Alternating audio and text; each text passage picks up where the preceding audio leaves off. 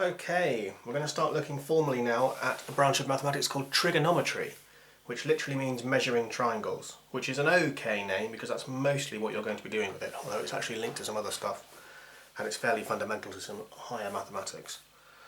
So your last piece of work, I asked you to draw a few triangles and measure them, and in particular I asked you to draw a triangle with a 30-degree angle here and a right angle here. You could pick any side. I asked you to measure these two lengths and divide them by each other. And you should have all got something near a half for that. If you were exactly accurate with your measurements, you would have got exactly a half. Now, you will notice that because you're all in separate houses at the moment, you all drew yours to different sizes, which means that the actual size of the triangle, the lengths here, didn't matter. The only thing that was fixed the same for all of you was the angle. So that half is somehow linked to the angle. And all of trigonometry is really linked to an angle. It all works on angles. The lengths are appendages to it. So, let's start with a blank triangle here and try and get some formal definitions down. So, you already know from your Pythagoras work that the longest edge opposite the right angle is called the hypotenuse. So that's something you know already. That's not a surprise. This angle needs a name. Usually, we'll consistently call this theta, which is a Greek letter. It's the letter they use for the sound th, although the and th are undifferentiated in most Western languages. And you can draw that by making it a 3/4 height. So starting about where you'd have a cross for a T, looping around the top and joining up. So it should be taller than your lowercase letters, but not as tall as an uppercase letter. You might also find that just used as an X or an A or some other Roman letter from our usual alphabet. But usually we like to separate lengths from angles by using Greek letters for angles and Roman letters for lengths. So these other two sides have proper names too, or at least in this context. Opposite the angle, we have a side called the opposite. And adjacent to the angle, we have a side called the adjacent. Now this used to be much easier to teach when adjacent was a more common English word. If you don't know, adjacent just means next to. So we have the hypotenuse, as you already know. The opposite is opposite the angle we've chosen to care about. Because this is the angle that's labelled, that's the opposite. And that's going to be important to tell apart later. And the adjacent is the one adjacent to, touching the angle we care about. Okay? So we're going to very quickly just go over that on some other triangles to make sure you get it the right way around. So on this triangle at the top here, you'll see it's a different way up. So this is our angle theta. This long one is our hypotenuse.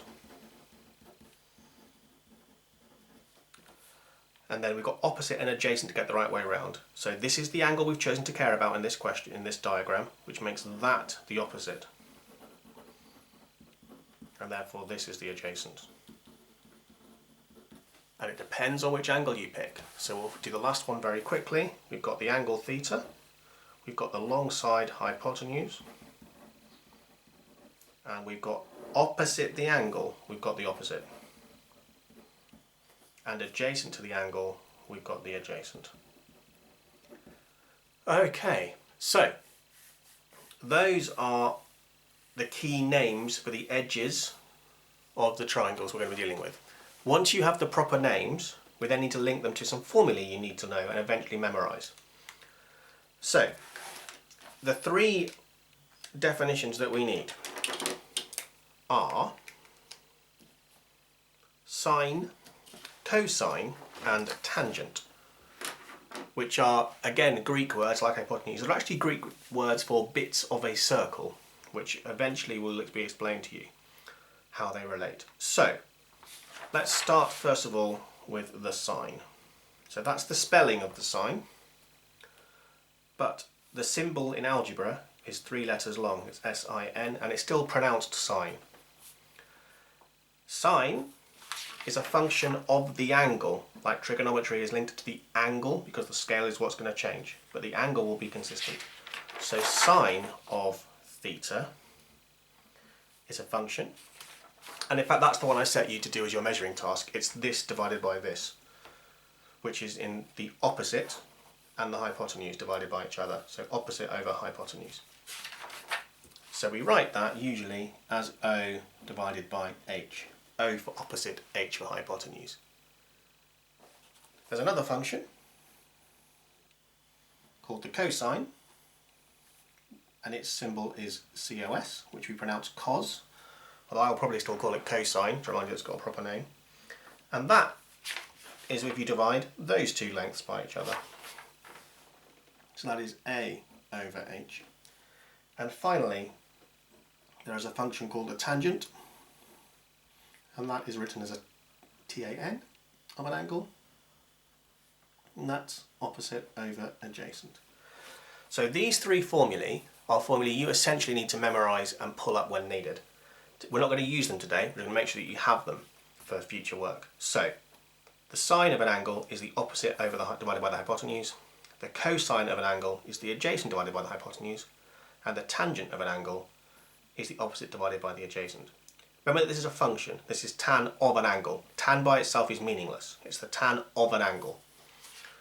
So the sine of this triangle is these two things divided, but the sine in this angle is these two things divided, and those won't be the same fraction.